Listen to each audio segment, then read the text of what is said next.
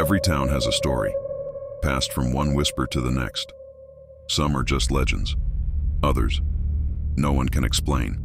Tonight, we're reopening the files on the tales passed through generations. Were they just meant to be tall tales or warnings? You found your way to Urban Legends Untold.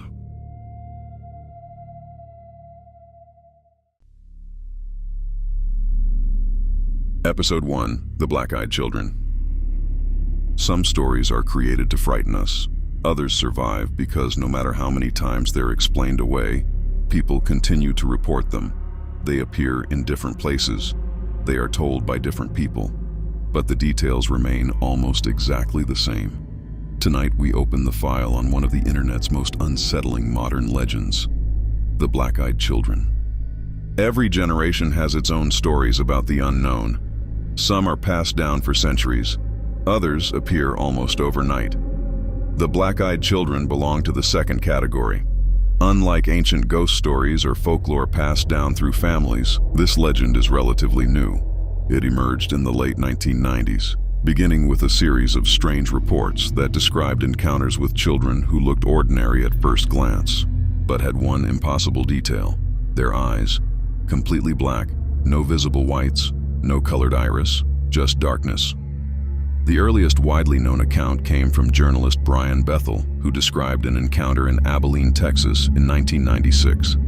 According to his account, Bethel was sitting in his vehicle outside a business when two young boys approached him. They appeared to be teenagers. They were calm, polite. They spoke normally. They simply wanted him to let them into his vehicle. They claimed they needed money to see a movie and told him they would be harmless. But as the conversation continued, Bethel began feeling uneasy.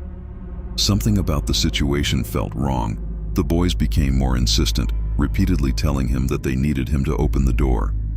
Then came the moment that turned an uncomfortable encounter into something he would never forget. He looked at their eyes. They were completely black, not dark brown, not shadowed, black. Bethel immediately felt a sense of fear and urgency and drove away. After sharing his story publicly, other people began coming forward with similar experiences, and that is when the legend began to grow.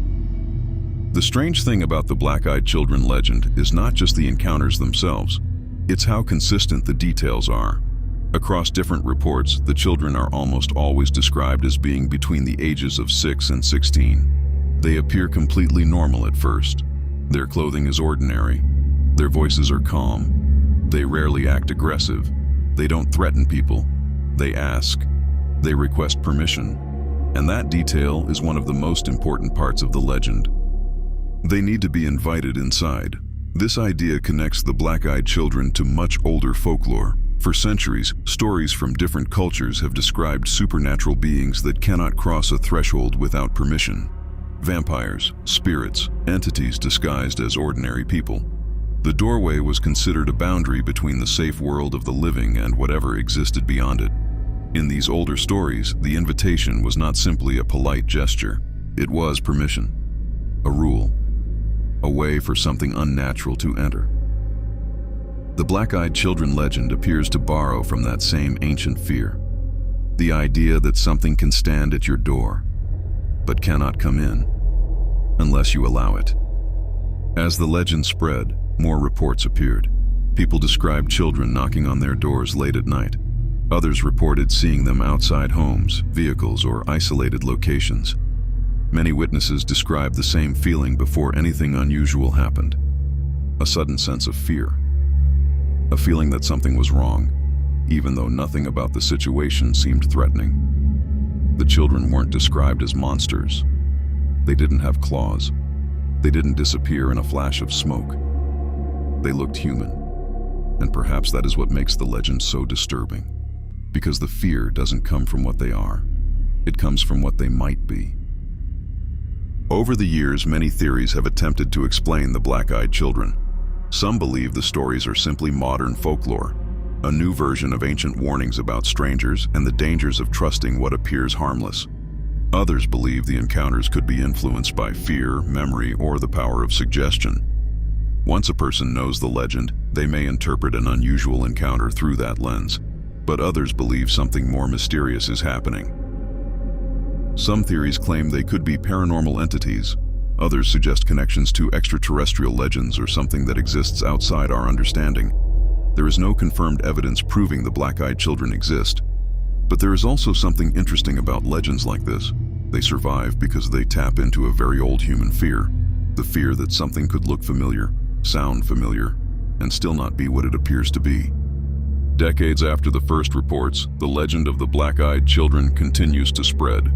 The stories change slightly. The locations are different. The people telling them are different, but the description remains almost unchanged.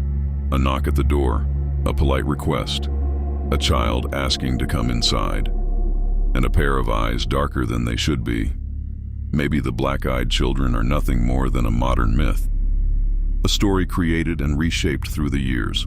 Or maybe the reason this legend refuses to disappear is because some stories aren't passed down because they're entertaining. They're passed down because people are afraid they might be true.